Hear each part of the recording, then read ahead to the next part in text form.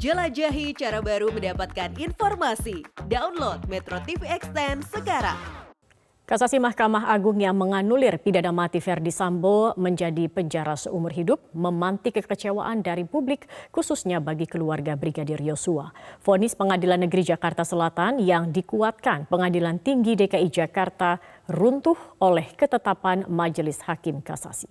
Lalu apa sebenarnya yang terjadi? Benarkah ada operasi senyap di balik putusan Kasasi MA? Kami akan langsung membahasnya bersama kuasa hukum Brigadir Yosua, Yonatan Baskoro, mantan Hakim Agung Profesor Gayus Lumbun, serta pakar hukum pidana Profesor Hipnu Nugroho. Selamat malam Bapak-Bapak, saya ingin ke Bang Yonatan terlebih dahulu. Bang Yonatan, keluarga mengatakan bagai disambar petir di siang bolong dan merasa kecewa. Juga ada dugaan operasi senyap begitu. Apakah sebenarnya dari pihak tim kuasa hukum menemukan kejanggalan-kejanggalan terkait dari kasasi MA ini sendiri? Ya, baik Mbak. Sebelumnya saya mau menerangkan dulu, memang di dalam putusan pengadilan tingkat pertama itu Iudex Faksi, di mana hakim memeriksa fakta-fakta dan bukti-bukti itu sudah dinyatakan vonisnya sedemikian rupa. Kemudian dikuatkan di tingkat banding.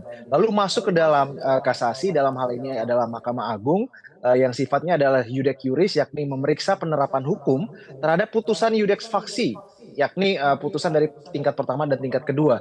Dan tentu dalam hal ini seharusnya ya kami belum bisa berkomentar jauh terkait putusan Mahkamah Agung itu karena belum di tangan kita. Tentu dalam hal ini ketika ada perubahan atau keringanan yang didapatkan oleh para terdakwa, harus betul-betul ada faktor yang sangat-sangat signifikan ataupun fundamental di dalamnya sehingga vonisnya ini bisa berubah. Sehingga dalam hal ini memang kami juga sempat bertanya apakah memang ada sesuatu hal yang seperti apa sehingga ini bisa sedemikian rupa. Tentu keluarga sangat teriris hatinya begitu ya. Namun yang penting saya sampaikan di sini, mungkin saya melihatnya dari perspektif Verdi Sambo yang berubah dari hukuman mati menjadi seumur hidup, ada ke arah di mana kita sudah mulai meninggalkan hukuman mati di KUHP kita yang baru nanti secara perlahan. Namun yang menjadi pertanyaan besar adalah terdakwa-terdakwa lainnya yang bisa sampai 50% diskon kalau kata orang-orang media di berita-berita. Nah, ini sebetulnya kita harus betul-betul tahu dan apa sebenarnya yang terjadi.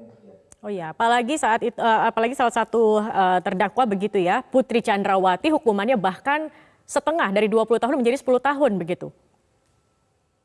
Nah iya, 50% ini kenapa? Apakah ada perbedaan juga secara substansi? Tapi kan kalau kita kembali lagi ke materi pemeriksaan, hanya bisa memeriksa penerapan hukumnya. Jadi yang saya Baik. lihat apakah si PC ini tidak dianggap sebagai aktor intelektual atau bagaimana?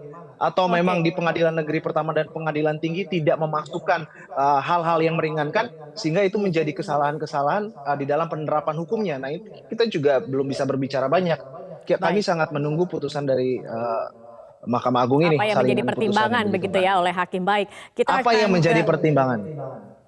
kita akan ke Prof Gayus. Prof Gayus, kalau kita melihat begitu ya, ini bukan hanya publik terkejut tetapi juga menjadi bingung. Kemudian dikatakan bahwa menolak permohonan penuntut umum dan terdakwa dengan perbaikan kualifikasi. Anda bisa menjelaskan tidak ini bagaimana ditolak tetapi ada perbaikan kualifikasi? Apa maksudnya? Ya, tentunya kinerja hakim itu perlu dipahami dengan baik. Ya, jadi saya yang pertama saya minta itu agar semua pihak menghormati putusan pengadilan dan tidak berprejudis yang negatif. Ini yang saya pesankan. Kalau ini terjadi terus-menerus seperti ini, setiap putusan hakim dicurigai. Nah, sama juga ketika di PN itu apa nggak banyak yang mencurigai kalau semuanya juga berpikir seperti hal yang sama. Apakah tidak ada penyimpangan di PN itu? Tapi kita tidak demikian. Sebagai ahli hukum, orang berlatar belakang hukum tentunya sadar. Tetapi tidak boleh menyesatkan. Kalau ada orang mengatakan pasal 253 itu tidak memungkinkan hakim untuk itu merubah hukuman. Dari mana? Mau saya bacakan ini, panjang juga ini.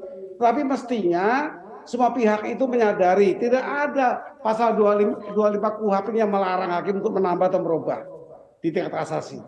Dua hal yang penting adalah apakah ada penerapan hukum yang tidak tepat sesuai mestinya. Yang kedua, hakim di tingkat pertama atau yang akan dikoreksi itu melakukan sebuah putusan yang melampaui kewenangannya atau senang-menang. Dua hal itu termasuk diantaranya kalau ada intervensi. Itu kira-kira tidak ada larangan di 253 disebutkan orang itu bahwa ini melanggar, tidak ada diatur, tidak pernah diatur. Tolong buka itu 253 KUHP itu. Baik, kalau dihormati kita harus menghormati putusan hakim, tetapi kemudian banyak kebingungan begitu dalam putusan yang dikeluarkan oleh MA sendiri begitu, termasuk sudah ditolak tetapi ada perbaikan kualifikasi. Ini mungkin bisa dijelaskan, Prof. Gayus. Yang luas untuk memberi keadilan. Kalau ditemukan dugaan yang tadi buruk, itu saatnya. Itu saatnya hakim diseret ke pengadilan juga. Karena Hakim Agung juga ada juga yang OTT ternyata. Itu saya sepakat untuk menghukum kalau ada terbukti. Nah, kalau ini berjalan terus, ketika di PN dihukum mati itu apakah tidak ada penyimpangan? Dugaan-dugaan seperti itu. Kok berat sekali matinya orang, walaupun perbuatannya memang kejam, tapi apa seimbang begitu. Ternyata 8 guru besar di Jogja mempunyai pandangan yang berbeda. Dia mengatakan tidak tepat. Nah, baca itu 8 guru besar di Jogja mengeksaminasi putusan Sambo di tingkat PN, dibaca di Google banyak sekali itu. Artinya apa? Guru besar pun mempunyai pandangan yang tidak sama. 200 orang kampus mengaku sahabat pengadilan. Nah, itu juga ternyata seperti itu. Malah bagi saya itu intervensi, karena ketika hasil disidangkan dia membuat surat untuk meminta dihukum inilah, diringankan, diberatkan. Itu intervensi yang itu. Ketika berjalan sidang, kalau benar di sahabat pengadilan, disampaikan surat itu ketika tidak bersidang lagi atau belum bersidang atau dalam keadaan yang berbeda. Tidak ketika sudah memeriksa perkara itu diintervensi dengan surat kepada ketua majelis hakim. Nah, ini juga ada. Jadi Prof. Gayus, Anda melihat hakim ini sudah sesuai dengan kewenangannya dalam bekerja dalam kasasi ini, tidak ada yang melampaui batas wewenang mereka. Ya, kalau memang tidak ada ya tentunya hakim tidak memutus berbeda. Kalau tidak ada penerapan salah mungkin tidak, tapi ini kan belum kita baca. Saya sepakat dengan tadi Mas Yonatan, kita tunggu karena memang putusan itu sekarang masih draft ini. Itu beredar di semua hakim agung, anggota majelis. Masing-masing meng-ACC sesuai atau mengganti yang tidak sesuai. Nah, baru itu disahkan menjadi putusan yang akan disampaikan kepada pengadilan semula yang memutus, baru itu dipublikasi ke masyarakat. Itu jalurnya. Jadi belum ini ada permainan, ada apa, itu kan terlampau prejudis yang mudah-mudahan negara kita tidak memiliki masyarakat seperti itu. Kita harus menghormati, negara hukum harus menghormati hukum dalam bentuk termasuk putusan pengadilan. Baik, Prof. Gayus, saya ingin menanyakan pendapat Prof. Hipnu. Prof. Hipnu, bagaimana Anda melihat ada keanehankah dalam putusan MA ini? Ya, ada 2 pendekatan. Pendekatan sosiologis, ada kemungkinan sampaikan Mas Jonathan, itu bisa dimungkinkan. Karena banyak kasus ya, jadi ini juga tidak salah. Pendekatan-pendekatan empiris, karena seseorang dalam suatu mengambil putusan itu, kalau kita kaji dalam pendekatan sosiologis, ada beberapa sifat. Ada dalam tanda petik ketakutan, ada tanda petik organisasi, itu faktor-faktor yang mempengaruhi. Jadi dimungkinkan sekali, kalau ketika seorang hakim itu kurang berintegritas, faktor itu mungkin muncul. Faktor-faktor yang mempengaruhi putusan pengadilan. Ini kalau kita bicara bukunya Sosiologi Hukum Prof. Sacipto Raharjo. Itu pendekatan sosiologis. Tapi kalau pendekatan normatif, ya saya sepakat apa yang disampaikan Pak Gayus, kita harus hormati. Karena ini suatu putusan, judek faksi. Cuman perbedaannya kenapa? Tadi katakan ada 2 yang dissenting opinion, ada yang 3 menyatakan. Inilah yang menjadikan suatu problem kita sebagai masyarakat kampus yang disampaikan oleh juru bicara dikatakan bahwa memperbaiki suatu komponen hukumnya dari turut serta menjadi berbarengan, kan itu loh. Kalau berbarengan itu berarti kerjasama erat yang disadari. Saya agak tergelitik Mas Baskoro tadi. Kerjasama erat yang disadari berarti di antara 5 terdakwa itu ada hukuman yang sama. Pertanyaannya, kalau hukuman sama, kenapa hukumannya berbeda dan jauh lebih rendah? Berarti kesempurnaan dalam perencanaan itu ada. Itu terminologi dalam suatu kerjasama erat yang disadari. Sehingga tidak mungkin, yang ramainya kan kalau Pak Sambo lah, kita pidana mati itu memang sekarang sudah moratorium. Ada yang BUPC 10 tahun, ada yang 5 tahun, ada yang 5 tahun.